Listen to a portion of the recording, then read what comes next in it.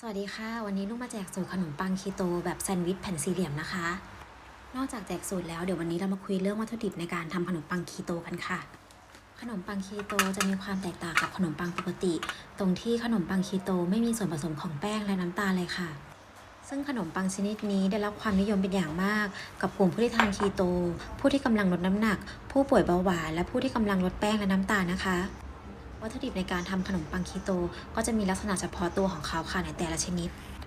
ในส่วนของน้ำผึ้งที่ใช้เลี้ยงยีสต์นะคะ โดยปกติคนที่ทานคีโตไม่ทานน้ำผึ้งเลยค่ะ เพราะว่าถือว่าเป็นน้ำตาล แต่เราจะนำมาใช้เลี้ยงยีสต์นะคะ ใช้ในปริมาณที่เหมาะสมค่ะ ยีสต์เขาก็จะกินน้ำผึ้งจนหมดนะคะ แล้วก็ไม่เหลือถึงคนทานค่ะ แต่ว่าก็ต้องใส่ในปริมาณที่พอดีนะคะ เพราะว่าถ้าใส่น้ำผึ้งในปริมาณที่มากเกินไป น้ำผึ้งก็จะเหลือมาถึงคนทานค่ะ เพราะว่ายีสต์ทานไม่หมดนะคะวีทกลูเตนถือว่าเป็นส่วนผสมหลักในการทำขนมปังเลยค่ะ และเจ้าตัววีทกลูเตนเนี่ยนะคะ ถ้าเกิดว่าเราใส่ในปริมาณที่มากเกินไป ขนมปังจะมีความเหนียวค่ะ แต่ถ้าเราใส่ในปริมาณที่น้อยเกินไปนะคะ ขนมปังเราก็จะไม่ยืดสูงค่ะ ขนมปังจะเตี้ยนะคะ แล้วก็มีความเนื้อแน่นค่ะ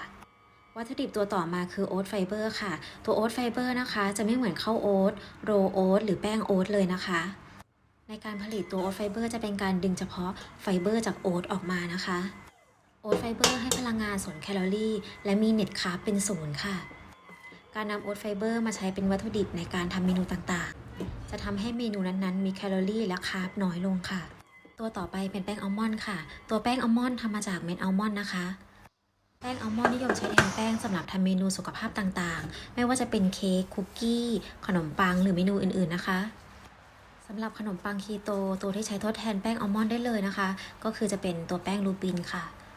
ตัวต่อไปเป็นสารให้ความหวานแทนน้ำตาลนะคะสำหรับการทำขนมปังปกติ เราจะใช้น้ำตาลทรายปกตินะคะ ในส่วนของขนมปังคีโตเราจะไม่ใช้น้ำตาลทรายปกติค่ะ เราจะใช้เป็นสารให้ความหวานทดแทนน้ำตาล ซึ่งเราเลือกที่เราชอบได้เลยนะคะ ไม่ว่าจะเป็นอิลิทิทอลน้ำตาลหล่อของกล้วยย่าหวานน้ำตาลย่าหวานค่ะ หรือจะใส่เป็นไซรัปก็ได้นะคะ สารให้ความหวานแทนน้ำตาลแต่ละชนิดนะคะ จะมีสัดส่วนความหวานต่างๆกันไปค่ะ ตัวอย่างเช่นเมื่อเทียบกับน้ำตาลปกติแล้วนะคะ น้ำตาลหล่อของกล้วยจะมีความหวานเท่ากับน้ำตาลปกติเลยค่ะ ส่วนอิริทิทอลและอะลูโรสจะมีความหวานน้อยกว่าน้ำตาลปกติ 30%ค่ะ ตัวต่อมาเป็นแซนแทนกัมนะคะ ตัวแซนแทนกัมผลิตจากพืชค่ะ ให้เราเลือกเป็นเกรดอาหารนะคะ